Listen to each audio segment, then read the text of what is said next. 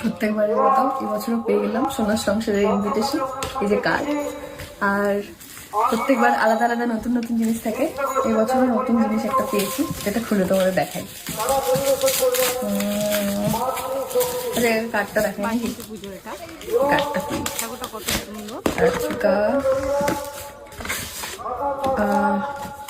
ও wow, কোথায় কই গেলাম আমি তো